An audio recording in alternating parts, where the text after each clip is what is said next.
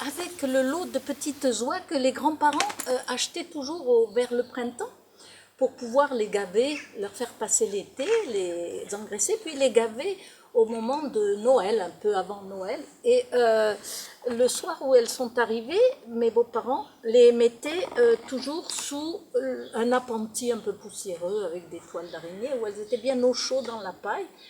Et cette petite oie a tout de suite manifesté qu'elle ne voulait pas rester avec ses sœurs.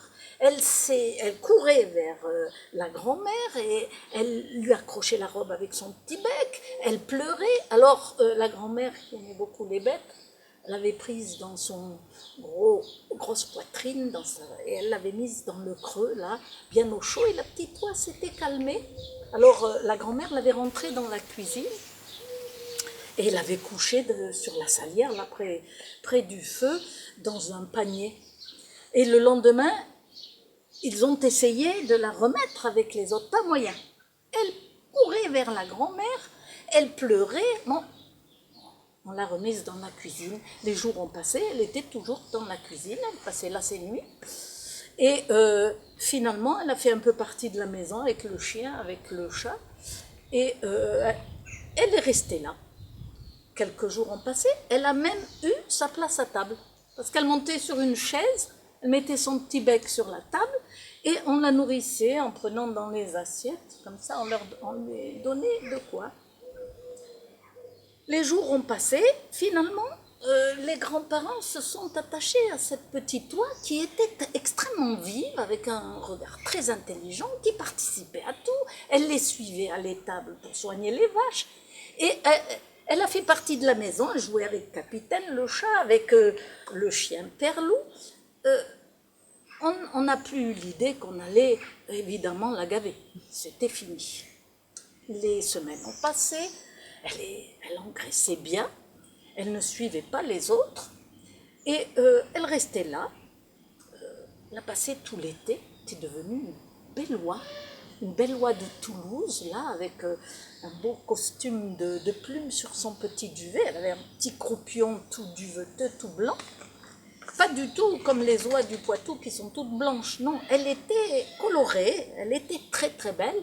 Et quand elle sortait dans le village, les gens la connaissaient. Elle avait un port de duchesse et elle déambulait à l'aise. Elle se mêlait d'ailleurs à la maison même de la conversation. Elle opinait. Quand quelqu'un rentrait, s'il lui plaisait, elle allait lui faire fête, et sinon, elle se mettait à cacarder. C'était vraiment quelqu'un qui était devenu comme de la famille, et les grands-parents s'y étaient vraiment attachés.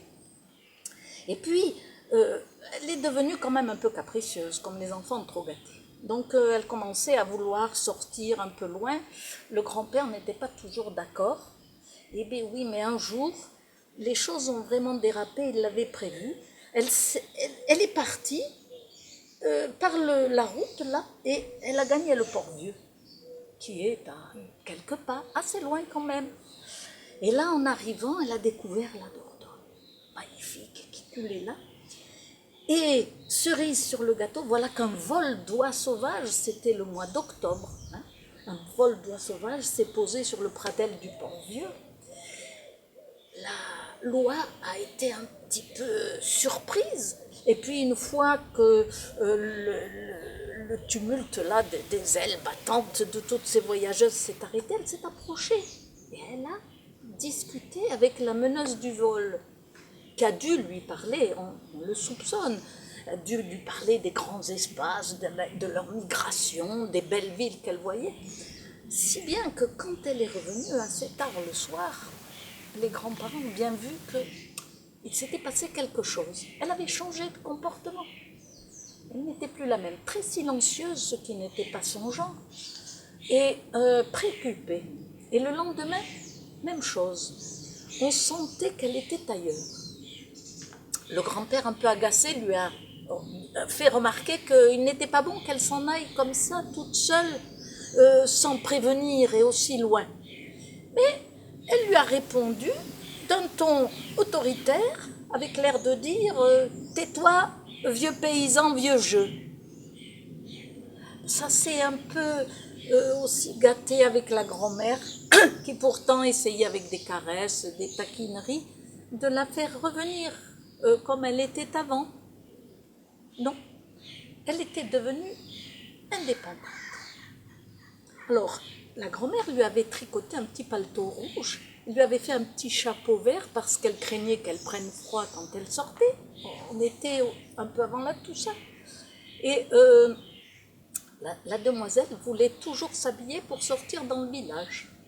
Et même, par provocation, elle répondait toujours quand on lui interdisait de sortir et elle s'est mise à fumer.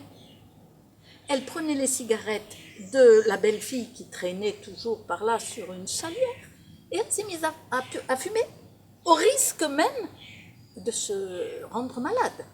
Les grands-parents étaient très très inquiets et mécontents.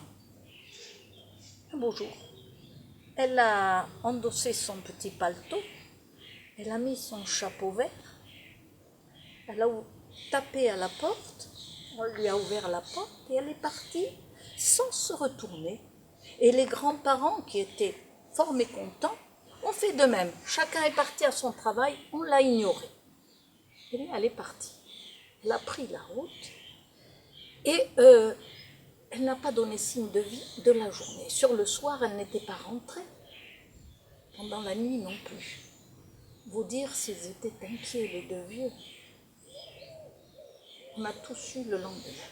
Parce que dès le matin, le grand-père, qui boitait, a pris sa canne et est parti interroger les voisins et savoir quelque chose de cette oie. On a appris qu'elle était passée avec son air sûr de soi et ses tours de cou en se dandinant sur la route jusqu'au Crouzoulis. Mais le Crouzoulis, c'est une pente très raide.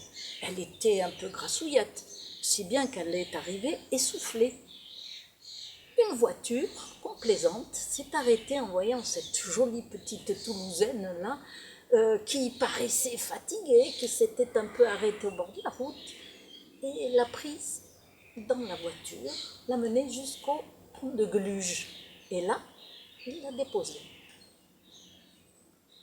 La suite, on l'a su aussi. Elle est arrivée contre le parapet du pont. Elle a vu cette Dordogne qui circulait. Et alors, elle est restée là un moment, la clope au bec, carrément. Imaginant cette liberté qu'elle allait trouver, regardant les belles falaises de Gluge, elle avait enfin atteint quelque chose qui lui importait. Elle était sortie du village, sortie du nid. Et les voitures passaient, en passant, voyaient ce spectacle étrange, et tout le monde riait. Oui, mais tout à coup, un gros camion berlier s'est avancé sur le pont. Et quand le chauffeur a vu cet étrange oie tout habillé qui fumait contre le parapet du pont, il en a perdu le contrôle de son véhicule et il l'a fauché au passage. Et ça a été la fin de notre roi du Caïro. Mais pas la fin de l'histoire, parce que le patron de l'auberge qui se trouve juste après le pont et qui s'appelait l'auberge du pont de Gluge avait vu toute la scène. D'ailleurs, c'est lui qui l'avait raconté en grande partie. Dès le lendemain, il a changé l'enseigne de son auberge, auberge du pont de Gluge, en auberge de l'oie qui fume. Et le nom est resté pendant des décennies.